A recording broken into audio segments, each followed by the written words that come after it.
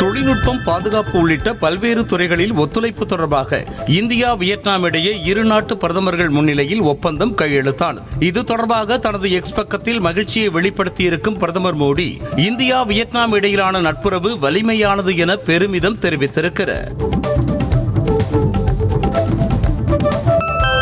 India வந்திருக்கும் Vietnam பிரதமரை காங்கிரஸ் மூத்த தலைவர்கள் மரியாதை நிமித்தமாக சந்தித்து பேசினர். டெல்லியில் தங்கியிருக்கும் பிரதமர் பாமின் சின்னை காங்கிரஸ் நாடாளுமன்ற குழு தலைவர் சோனியா காந்தி, காங்கிரஸ் தேசிய தலைவர் மல்லிகார்ஜுன கார்கே உள்ளிட்டோர் கூட்டாக சந்தித்து உரையாடினர்.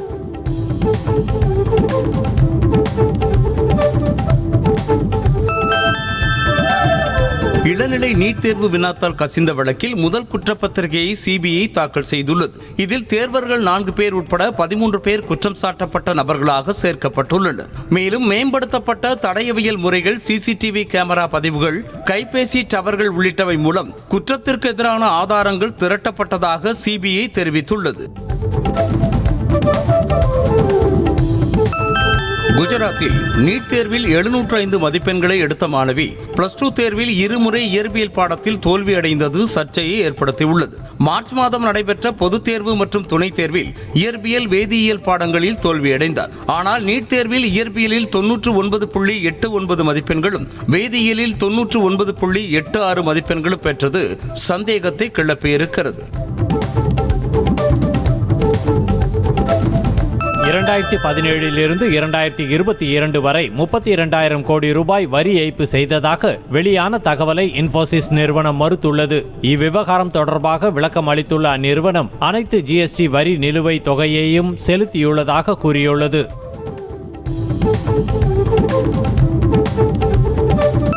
ஜம்மு காஷ்மீர் மாநிலம் ரஜோரி மாவட்டத்தில் உள்ள வனப்பகுதியில் பயங்கரவாதிகளின் மறைவிடத்தை கண்டறிந்த பாதுகாப்பு படையினர் ஆயுதங்கள் மற்றும் வெடிபொருட்களை கைப்பற்றியதாக தெரிவித்தனர். தரம்சால் பகுதியில் உள்ள குலாப்கரில் ரோந்து பணியின் போது குகை போன்ற அமைப்பை பயங்கரவாதிகள் மறைவிடமாக பயன்படுத்தி வருவதை அறிந்து சோதனையிட்டனர். கேரள மாநிலம் வயநாட்டில் நிலச்சரிவினால் பாதிக்கப்பட்டுள்ள பகுதிகளை மக்களவை எதிர்க்கட்சித் தலைவர் ராகுல் காந்தி மற்றும் காங்கிரஸ் பொதுச் செயலாளர் பிரியங்கா காந்தி ஆகியோர் நேரில் பார்வையிட்டனர். அப்போது நிவாரண முகாம்களில் தங்க வைக்கப்பட்டுள்ள பொதுமக்களை சந்தித்து இருவரும் ஆறுதல் கூறினர்.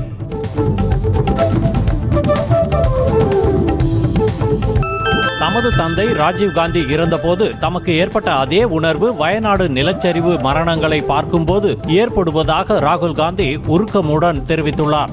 நிலச்சரிவால் பாதிக்கப்பட்ட இடங்களை பார்வையிட்ட பின் செய்தியாளர்களை சந்தித்த அவர் தற்போது நாட்டின் மொத்த கவனமும் வயநாட்டை நோக்கி இருப்பதாக கூறினார்.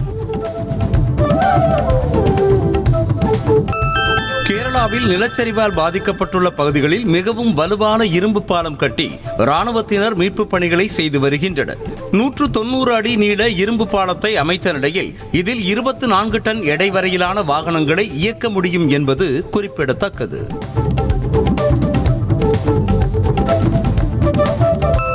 கேரளாவில் கர்ப்பிணி மனைவியை காரில் ஏற்றிக்கொண்டு வெள்ளத்தில் மூழ்கிய பாலம் வழியாக கணவன் அழைத்து சென்ற வீடியோ வெளியாகி காண்போரின் மனதை பதற வைத்துள்ளது. வயநாட்டில் கரை புரண்டு ஓடும் வெள்ளத்தில் நிறைமாத கர்ப்பிணி மனைவியை கணவர் காரில் ஏற்றிக்கொண்டு துணிச்சலுடன் மருத்துவமனைக்கு அழைத்து சென்றுள்ளார். கேரள மாநிலம் வயநாடு நிலச்சரிவு மீட்பு மற்றும் நிவாரண பணிகளுக்காக நடிகர் பகத் பாசில், நஸ்ரியா தம்பதி 25 லட்சம் ரூபாய் நிதியுதவி அளித்துள்ளனர். வயநாடு மாவட்டத்தில் உள்ள முண்டக்கை, சூரல்மலை உள்ளிட்ட இடங்களில் ஏற்பட்ட நிலச்சரிவில் சிக்கி உயிரிழந்தோர் எண்ணிக்கை தொடர்ந்து அதிகரிக்க பல பிரபலங்களும் நிதியுதவி அளித்து வருகின்றனர்.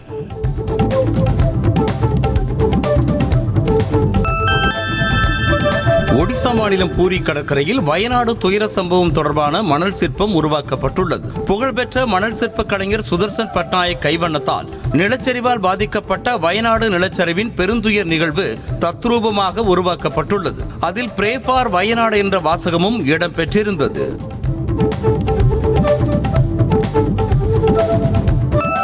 ஹிமாச்சல பிரதேசத்தில் மேக வெடிப்பினால் ஏற்பட்ட பாதிப்புகளை சரி செய்ய மத்திய அரசு உதவும் என உள்துறை அமைச்சர் அமித்ஷா உறுதியளித்திருக்கிறார். கனமழை வெள்ளத்தில் சிக்கி 5 பேர் பலியான நிலையில் 50க்கும் மேற்பட்டோர் மாயமாகியுள்ளனர். இந்த நிலையில் இதுகுறித்து மாநில முதலமைச்சர் சுக்வீந்தர் சிங் சுகுவை தொடர்பு கொண்டு அமித்ஷா விளக்கமாக கேட்டறிந்தார்.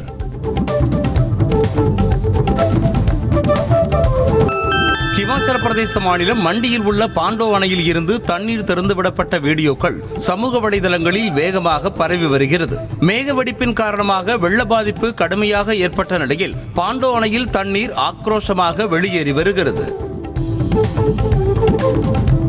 நீர்பிடிப்பு பகுதிகளில் பெய்து வரும் கனமழையின் காரணமாக ஆந்திர மாநிலம் ஸ்ரீசைலம் அணை நிரம்பி வருவதால் அணையில் இருந்து 4,36,000 கன அடி தண்ணீர் திறக்கப்பட்டுள்ளது. ஸ்ரீசைலம் அணையின் முழு கொள்ளளவு 215 TMC ஆக உள்ள நிலையில் 3,96,000 கன அடி தண்ணீர் அணைக்கு வந்து கொண்டிருக்கிறது. தொடர்ந்து நடக்கும் ரயில் விபத்துகளுக்கு பொறுப்பேற்று ரயில்வே அமைச்சர் ராஜினாமா செய்ய வேண்டும் என்ற எதிர்க்கட்சிகளின் கோரிக்கையை கேட்டு அஸ்வினி வைஷ்ணவ் மக்களவையில் ஆத்திரமடைந்தார். எதிர்க்கட்சிகளைப் போல் ரீல் செய்வது அல்ல தமது பணி என்றும் கடினமாக உழைப்பதாகவும் அவர் காட்டமாக கூறினார். நாட்டில் இஸ்லாமியர்கள் இல்லை என்றால் பாஜக தனது கணக்கை தொடங்கி இருக்காது என காங்கிரஸ் MP மக்களவையில் தெரிவித்தார். கல்வித்துறைக்கான மானிய கோரிக்கை விவாதத்தின் போது பேசிய பீகாரைச் சேர்ந்த காங்கிரஸ் MP முகமது ஜாவத் முஸ்லிம் தலித்துகளுக்கு எதிரான உணர்வுகளை தூண்டி பாஜக அரசு ஆட்சி செய்வதாக காட்டமாக தெரிவித்தார். வீட்டு மனைகளை ஒதுக்கியதில் முறைகேடு தொடர்பாக விளக்கம் கேட்டு ஆளுநர் நோட்டீஸ் அனுப்பியது தொடர்பாக ஆலோசனை நடத்துவதற்காக கூட்டப்பட்ட கர்நாடக மாநில அமைச்சரவை கூட்டத்தை அம்மாநில முதலமைச்சர் சித்தராமையா புறக்கணித்தார். முதலமைச்சருக்கு எதிரான நோட்டீஸ் என்பதால் அவரை கூட்டத்தில் பங்கேற்க வேண்டாம் என அமைச்சர்கள் தெரிவித்ததாக கூறப்படுகிறது. லட்சக்கணக்கில் விலை போகும் ராகுல் காந்தி தைத்த செருப்பை யாருக்கும் கொடுக்க மாட்டேன் என காலணி தைக்கும் தொழிலாளி ராம் சைத் கூறியிருக்கிறார். சுல்தான்பூரில் காலணி தைக்கும் கடைக்கு சென்ற ராகுல் தனது கையால் கிழிந்த செருப்பு ஒன்றை தைத்து கொடுத்தார். அதற்கு பிறகு பலரும் தன்னை அடையாளம் கண்டு மரியாதை அளிப்பதாக அந்த தொழிலாளி மகிழ்ச்சியாக கூறினார். டெல்லியில் 2025ஆம் ஆண்டு நடைபெறவுள்ள சட்டப்பேரவை தேர்தலுக்கான ஆயத்த பணிகளை ஆம் ஆத்மி கட்சி தொடங்கியிருக்கிறது. இது தொடர்பாக டெல்லியில் உள்ள அக்கட்சி அலுவலகத்தில் மூத்த நிர்வாகிகள் கலந்து கொண்ட ஆலோசனை கூட்டம் நடைபெற்றது. இதில் தேர்தலுக்கான வியூகம் மற்றும் மக்களிடையே திட்டங்களை எடுத்துரைப்பது பற்றியும் ஆலோசிக்கப்பட்டது.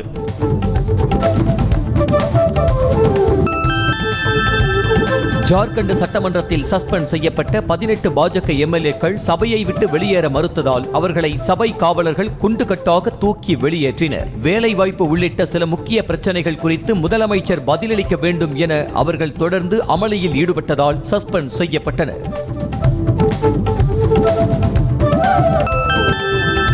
CUET தேர்வு முடிவுகளின் அடிப்படையில் மாணவர் சேர்க்கை நடத்திய பிறகும் பட்டப்படிப்புகளில் காலி இடங்கள் இருந்தால் அவற்றை மத்திய பல்கலைக்கழகங்கள் சொந்தமாக தேர்வு நடத்தி நிரப்பிக் கொள்ளலாம் என பல்கலைக்கழக மானிய குழு அறிவித்துள்ளது. கலந்தாய்வுக்கு பிறகும் சில மத்திய பல்கலைக்கழகங்களில் பல இடங்கள் நிரப்பப்படாமல் இருப்பதால் இந்த முடிவு எடுக்கப்பட்டுள்ளது.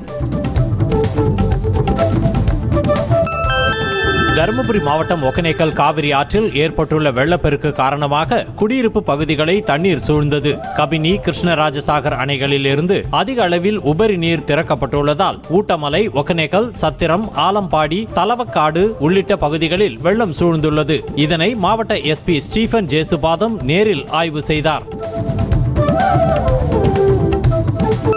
நாமக்கல் மாவட்டம் பள்ளிப்பாளையம் காவிரி ஆற்றில் ஏற்பட்ட வெள்ளப்பெருக்கின் போது எடுக்கப்பட்ட ட்ரோன் காட்சிகள் வெளியாகியுள்ளன. அதில் பள்ளிப்பாளையத்தில் உள்ள நடு ஆற்று முனியப்பன் கோவிலை வெள்ளம் சூழ்ந்து கரை புரண்டு ஓடும் காட்சிகள் காண்போரை அச்சம் கொள்ள வைக்கிறது.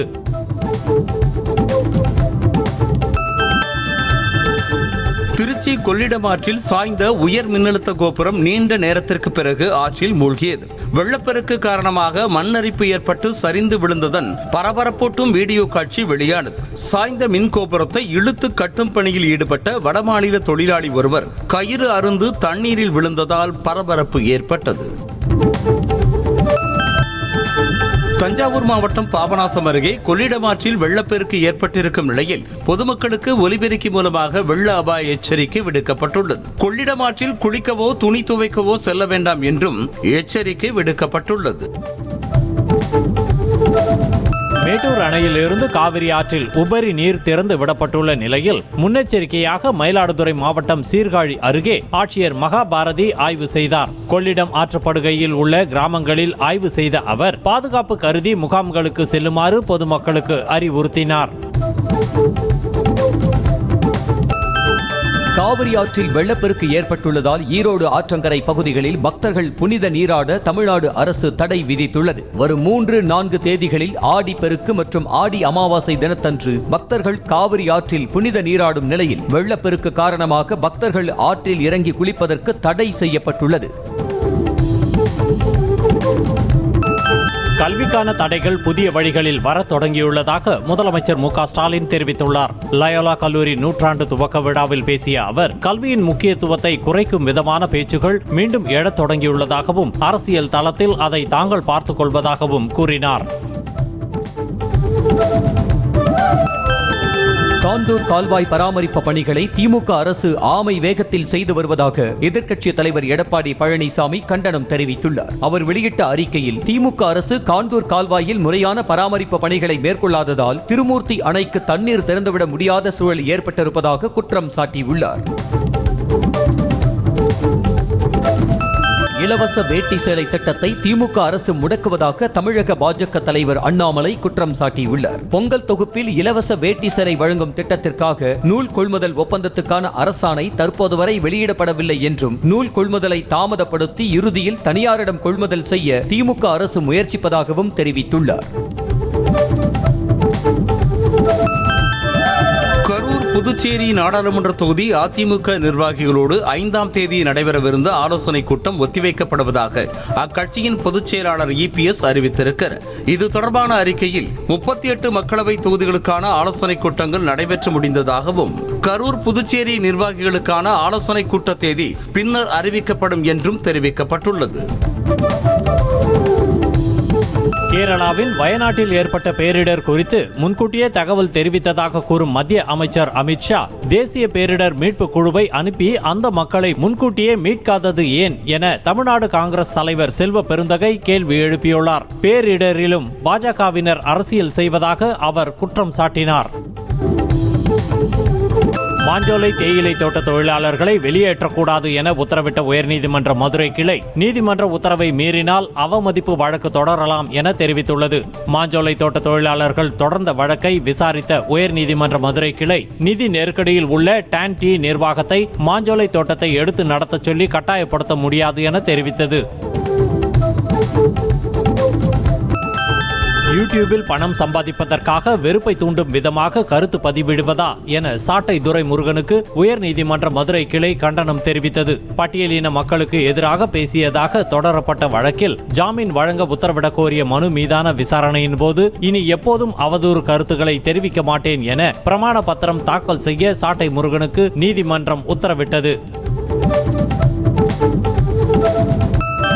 நடுக்கடலில் ராமேஸ்வரத்தில் இருந்து மீன்பிடிக்க சென்ற மீனவரின் படகின் மீது இலங்கை கடற்படையின் ரோந்து கப்பல் மோதியதில் மீனவர் ஒருவர் கடலில் மூழ்கி உயிரிழந்தார். படகு கவிழ்ந்தபோது இருவரை இலங்கை கடற்படையினர் பத்திரமாக மீட்ட நிலையில் ஒரு மீனவர் மட்டும் கடலில் மூழ்கி பரிதாபமாக உயிரிழந்ததாக கூறப்படுகிறது. இலங்கை கடற்படையினரின் ரோந்து கப்பல் மோதி உயிரிழந்த மீனவரின் உடலை தமிழகத்திற்கு கொண்டு வருவதற்கு உரிய நடவடிக்கை மேற்கொள்ளுமாறு மத்திய அமைச்சர் ஜெய்சங்கருக்கு முதலமைச்சர் மு.க. ஸ்டாலின் கடிதம் எழுதியுள்ளார். இந்த துயர சம்பவம் தம் இதயத்தை நொறுக்குவதாகவும் ஏற்றுக்கொள்ள முடியவில்லை என்றும் கூறியுள்ளார்.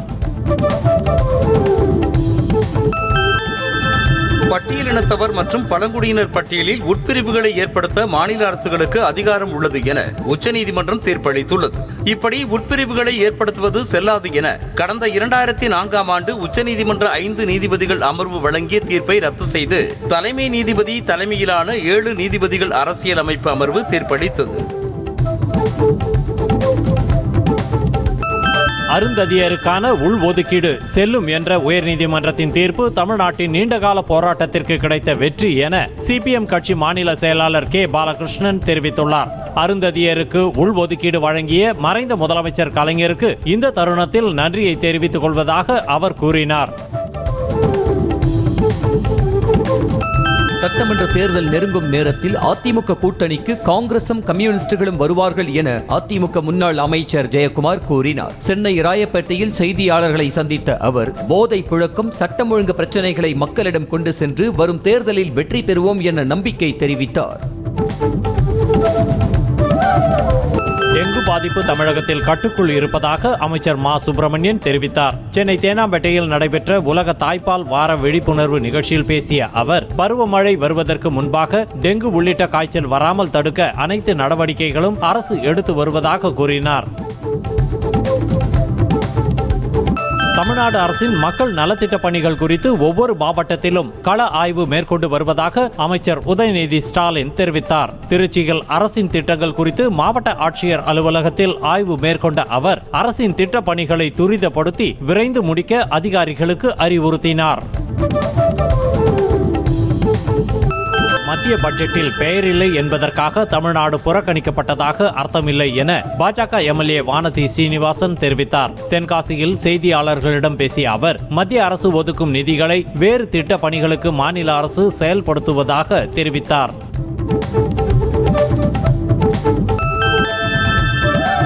பணி நிரந்தரம் உள்ளிட்ட 17 அம்ச கோரிக்கைகளை வலியுறுத்தி ஜீவா ஒப்பந்த தொழிற்சங்க கூட்டமைப்பு சார்பில் NLC தலைமை அலுவலகம் நோக்கி வேலைநிறுத்த அறிவிப்பு பேரணி நடைபெற்றது. நெய்வேலி டவுன்ஷிப்பில் இருந்து பேரணி சென்றவர்கள் NLCயின் மனிதவளத்துறை பொது மேலாளரை சந்தித்து வேலைநிறுத்த நோட்டீஸை வழங்கினர். செங்கல்பட்டு மாவட்டம் திருப்போரூர் அருகே அதிவேகமாக சென்ற கார் ஓட்டுநரின் கட்டுப்பாட்டை இழந்து சாலையோர பள்ளத்தில் விழுந்து விபத்துக்குள்ளானதில் 2 சட்டக்கல்லூரி மாணவிகள் உட்பட 3 பேர் உயிரிழந்தனர். கேளம்பாக்கம் செட்டிநாடு சட்டக்கல்லூரியில் 4ஆம் ஆண்டு படித்து வந்த மாணவிகள் ஸ்வேதா, பவித்ரா மற்றும் லிங்கேஸ்வரன் என்ற மாணவனும் விபத்தில் பலியானார்கள். ஆயுள் கைதியாக சிறையில் உள்ள பிரபல ரவுடி அட்டாக் பாண்டிக்கு 10 நாள் சாதாரண பரோல் விடுமுறை வழங்கி உயர்நீதிமன்ற மதுரை கிளை அமர்வு உத்தரவிட்டுள்ளது. மனைவியின் மருத்துவ காரணங்களை கருத்தில் கொண்டு அட்டாக் பாண்டிக்கு பரோல் வழங்கப்பட்டுள்ள நிலையில் விடுப்பில் செல்லும் அவருக்கு காவல்துறை தகுந்த பாதுகாப்பை வழங்க வேண்டும் என நீதிமன்றம் கூறியுள்ளது. நீலகிரி மாவட்டம் மேல்கூடலூர் அரசு மருத்துவமனை கட்டடங்களில் விரிசல் ஏற்பட்டுள்ளதால் முன்னெச்சரிக்கை நடவடிக்கையாக நோயாளிகள் ஊட்டி அரசு மருத்துவமனைக்கு மாற்றப்பட்டனர். நீலகிரியில் தொடர்ந்து பெய்து வரும் கனமழையால் வெள்ளப்பெருக்கு மற்றும் நிலச்சரிவு ஏற்படும் அபாயம் உள்ளதாக மாவட்ட நிர்வாகம் எச்சரிக்கை விடுத்துள்ளது. துப்புரவு பணி செய்வதற்காக அழைத்து வரப்பட்ட வடமாநில தொழிலாளர்களை நஞ்சப்பா முனிசிபல் ஆண்கள் அரசு பள்ளியின் கழிவறையில் தனி அறையில் தங்க வைத்துள்ள அதிர்ச்சி வீடியோ வெளியாகியுள்ளது. கடந்த 1 மாதமாக அவர்கள் அங்கேயே தங்கி சமைத்து சாப்பிட்டு வந்ததாக தெரிகிறது. வீடியோ வெளியான நிலையில் வடமாநில தொழிலாளர்களை உடனடியாக பள்ளி நிர்வாகம் வெளியேற்றியுள்ளது. மேட்டுப்பாளையம் உதகை இடையேயான மலை ரயில் சேவையை இன்றும் நாளையும் ரத்து செய்யப்படுவதாக ரயில்வே நிர்வாகம் அறிவித்துள்ளது. புதன்கிழமை இரவு பெய்த மழை காரணமாக ஹில் குரோ, அட்டர்லி ரயில் நிலையங்களுக்கு இடையே மண் சரிவுகள் ஏற்பட்டு தண்டவாளம் சேதமடைந்துள்ளதாகவும் சீரமைப்பு பணிகள் நடந்து வருவதாகவும் ரயில்வே நிர்வாகம் தெரிவித்துள்ளது. சென்னையில் இளம்பெண் தூக்கிட்டு தற்கொலை செய்து கொண்ட சம்பவம் தொடர்பாக அந்த பெண்ணின் காதலன் கைது செய்யப்பட்டிருக்கிறார். ராமாபுரத்தைச் சேர்ந்த மணிகண்டனும் ஆழ்வார்பேட்டை பகுதியைச் சேர்ந்த இளம்பெண்ணான ஸ்ரீஷாவும் காதலித்து வந்துள்ளனர். உடல்நலம் பாதித்த காதலனை அவரது வீட்டில் தங்கியிருந்து கவனித்து வந்த ஸ்ரீஷா வேறொரு பெண்ணோடு மணிகண்டன் பேசியதால் மனமுடைந்து தற்கொலை செய்து கொண்டதாக கூறப்படுகிறது.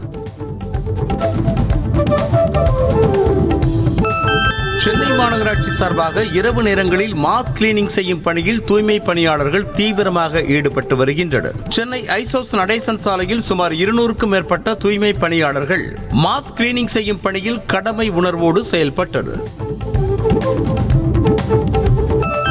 நீலகிரி மாவட்டம் குன்னூர் ட்ரம்லா பகுதியில் ஒரே நேரத்தில் சாலையில் ஒய்யாரமாக நடந்து சென்ற சிறுத்தை மற்றும் கரும் சிறுத்தையின் CCTV காட்சிகள் வெளியாகியுள்ளன. ட்ரம்லா பகுதியில் அதிகமான சொகுசு பங்களாக்கள் உள்ள நிலையில் சிறுத்தை, கரும் சிறுத்தை நடந்து சென்றது அப்பகுதி மக்களிடையே பீதியை ஏற்படுத்தியுள்ளது. கடந்த 6 ஆண்டுகளில் வெளிநாடு சென்று படிக்கும் மாணவர்களின் எண்ணிக்கை 2 மடங்காக அதிகரித்துள்ளது. மாநிலங்களவையில் வெளிநாடுகளில் தங்கி படிக்கும் இந்தியர்கள் குறித்து கேள்வி எழுப்பப்பட்டது. இதற்கு பதிலளித்த மத்திய வெளியுறவுத்துறை இணை அமைச்சர் கீர்த்தி வர்தன் சிங் 13,35,878 மாணவர்கள் உயர்கல்விக்காக வெளிநாடுகளுக்கு செல்வதாக தெரிவித்தார். பஞ்சாப் மாநில முன்னாள் அமைச்சரும் காங்கிரஸ் மூத்த தலைவருமான பாரத் பூஷன் ஆஷுவை அமலாக்கத்துறை அதிரடியாக கைது செய்தது. உணவுத்துறை அமைச்சராக இருந்தபோது டெண்டர் விடப்பட்டதில் ஊழல் நடந்ததாகவும் அது தொடர்பாக பண மோசடி நடைபெற்றதாகவும் பதியப்பட்ட வழக்கு தொடர்பாக விசாரணைக்கு ஆஜரான நிலையில் விசாரணை முடிவில் கைது செய்யப்பட்டார். டெல்லியில் மழை வெள்ளத்தில் மூழ்கி IAS மாணவர்கள் உயிரிழந்த விவகாரத்தில் கைது செய்யப்பட்ட SUV கார் டிரைவருக்கு 50,000 ரூபாய் அபராதத்துடன் ஜாமீன் வழங்கி டெல்லி செஷன்ஸ் நீதிமன்றம் உத்தரவிட்டது. ராவ் அகாடமி அமைந்துள்ள சாலையில் அதிவேகமாக காரை இயக்கி தண்ணீர் கட்டடத்திற்குள் புகுவதற்கு காரணமாக இருந்ததாக SUV கார் டிரைவர் கதூரியா கைது செய்யப்பட்டார்.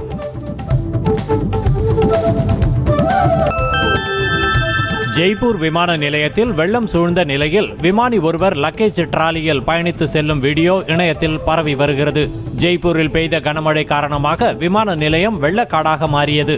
இதில் பணிக்கு வந்த விமானி ஒருவர் வெள்ளத்துக்கு மத்தியில் டிராலியில் பயணித்தது விமர்சனத்துக்கு உள்ளானது. 30 வருடங்களாக தன்னை பாலியல் வன்கொடுமை செய்ததாக பெண் ஒருவர் 73 வயது முதியவர் மீது தொடர்ந்த வழக்கை மும்பை உயர்நீதிமன்றம் ரத்து செய்தது. இது தொடர்பான வழக்கு விசாரணையில் குற்றம் சாட்டப்பட்ட ஆண் திருமணமானவர் என்று தெரிந்தும் 30 ஆண்டுகளாக அவருடன் முழு சம்மதத்துடனே அப்பெண் உறவில் இருந்ததாக தெரிவித்த நீதிபதி தற்போது உறவு கசந்து விட்டதால் வழக்கு போட்டதாகவும் கூறினார். ஹிஸ்புல்லா கிளர்ச்சியாளர்களுக்கும் இஸ்ரேலுக்கும் இடையேயான மோதல் அதிகரித்துள்ள நிலையில் இந்தியர்கள் யாரும் மறு அறிவிப்பு வரும் வரை லெபனானுக்கு பயணம் செய்ய வேண்டாம் என பெய்ரூட்டில் உள்ள இந்திய தூதரகம் அறிவிப்பு வெளியிட்டுள்ளது. தற்போது லெபனான் நகரங்களில் இருக்கும் இந்தியர்கள் உடனடியாக வெளியேற வேண்டும் எனவும் எச்சரிக்கை விடப்பட்டுள்ளது. இலங்கைக்கு எதிரான ஒருநாள் தொடரில் KL ராகுல், ரிஷப் பண்ட் ஆகிய இருவரில் யாரை விக்கெட் கீப்பராக தேர்ந்தெடுப்பீர்கள் என்ற கேள்விக்கு கேப்டன் ரோஹித் சர்மா பதிலளித்துள்ளார். இருவருமே தரமான வீரர்கள் என்றும் எனவே அதுபோன்ற தரத்தை கொண்ட வீரர்களை தேர்ந்தெடுப்பது மிகவும் எளிதல்ல எனவும் தெரிவித்தார். இந்தியாவுக்கு எதிரான 3 போட்டிகள் கொண்ட ஒருநாள் தொடரில் இருந்து இலங்கை வேகப்பந்து வீச்சாளர் மதிஷா பத்திரனா மற்றும் தில்ஷன் மதுஷங்கா ஆகியோர் விலகி உள்ளனர். காயம் காரணமாக விலகிய வீரர்களுக்கு பதிலாக முகமது ஷிராஸ் மற்றும் ஏஷான் மலிங்கா ஆகியோர் அணியில் சேர்க்கப்பட்டுள்ளனர். 2025 IPL-இல் ஒரு அணி எத்தனை வீரர்களை தக்க வைத்துக் கொள்ள BCCI அனுமதி அளிக்கிறது என்பதை பொறுத்துத்தான் விளையாடுவேனா இல்லையா என்பது தெரியும் என தோனி தெரிவித்துள்ளார். எனவே விதிமுறைகள் அறிமுகப்படுத்தப்பட்டவுடன் தனது முடிவை அறிவிப்பேன் என்றும் ஆனால் அது நிச்சயம் அணியின் நலனுக்காக இருக்கும் என்றும் கூறியுள்ளார். IPL ஏலத்தில் வாங்கப்படும் வீரர்கள் கடைசி நேரத்தில் காயத்தை தவிர்த்து சொந்த காரணத்திற்காக வெளியேறினால் அவர்களை தடை செய்ய வேண்டும் என சன்ரைசர்ஸ் ஐதராபாத் அணியின் உரிமையாளரான காவ்யா மாறன் கோரிக்கை வைத்துள்ளார்.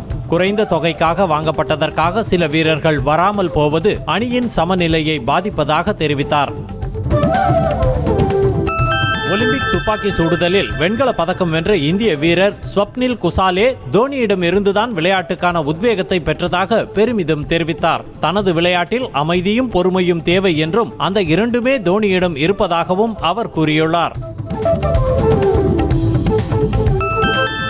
150 கோடி மக்கள் தொகை கொண்ட நம்மால் ஒலிம்பிக் போட்டியில் பதக்கம் வெல்ல முடியவில்லை என்பது மக்களின் திறமைகளை அடையாளம் கண்டு வளர்க்க முடியாததே காரணம் என சுனில் சேத்ரி தெரிவித்துள்ளார். தனது வெளிப்படையான பேச்சுக்கு தன்னை மக்கள் கொலை செய்ய விரும்பினாலும் கூட கவலைப்பட போவதில்லை எனவும் சுனில் சேத்ரி தெரிவித்துள்ளார்.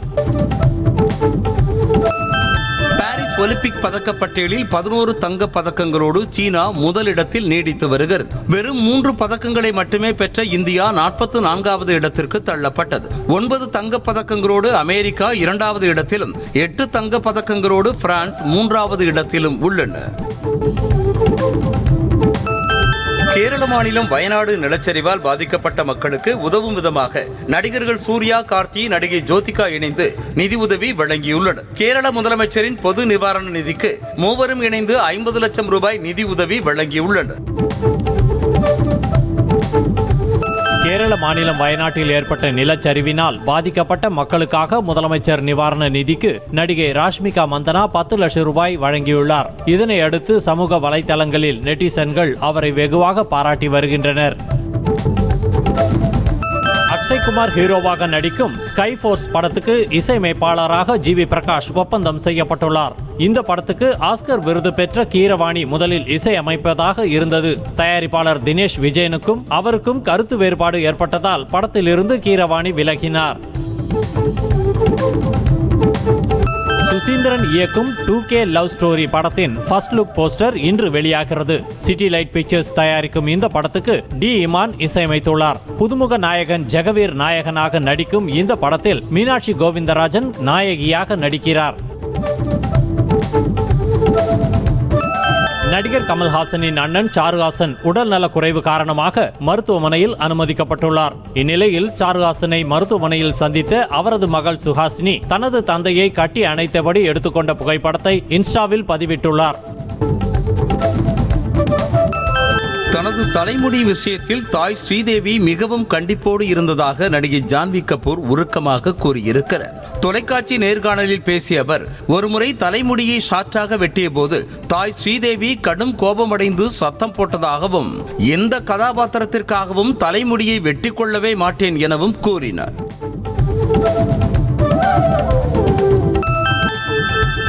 ஆடையின்றி நடிக்க வெட்கமில்லை என ஹாலிவுட் நடிகை சிட்னி ஸ்வீனி தெரிவித்துள்ளார். நிகழ்ச்சி ஒன்றில் ஆடையின்றி நடிப்பது குறித்து கேட்கப்பட்ட கேள்விக்கு பதிலளித்த அவர், கதைக்கு தேவைப்பட்டதால் தான் அந்த காட்சியை இயக்குநர்கள் வைக்கிறார்கள் என்றும், எனவே கதைக்கு தேவைப்பட்டால் நிர்வாணமாக நடிப்பேன் எனவும் தெரிவித்தார்.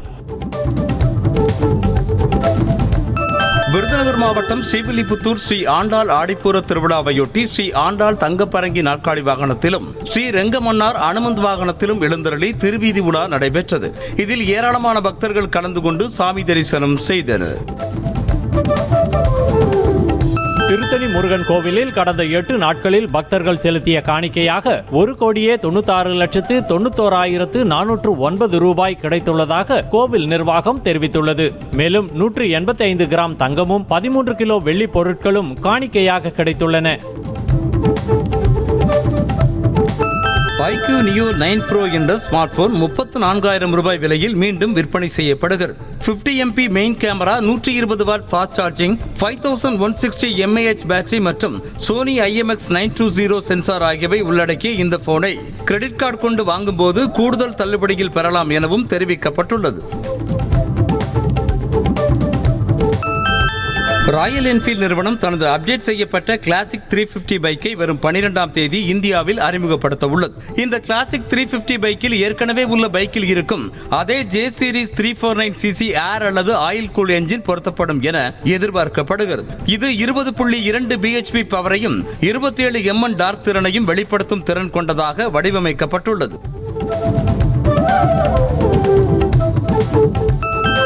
இந்திய வாடிக்கையாளர்கள் மத்தியில் மிகப்பெரிய எதிர்பார்ப்புகளை ஏற்படுத்தியிருந்த நிசான் எக்ஸ்டைல் கார் அதிகாரப்பூர்வமாக விற்பனைக்கு அறிமுகம் செய்யப்பட்டது.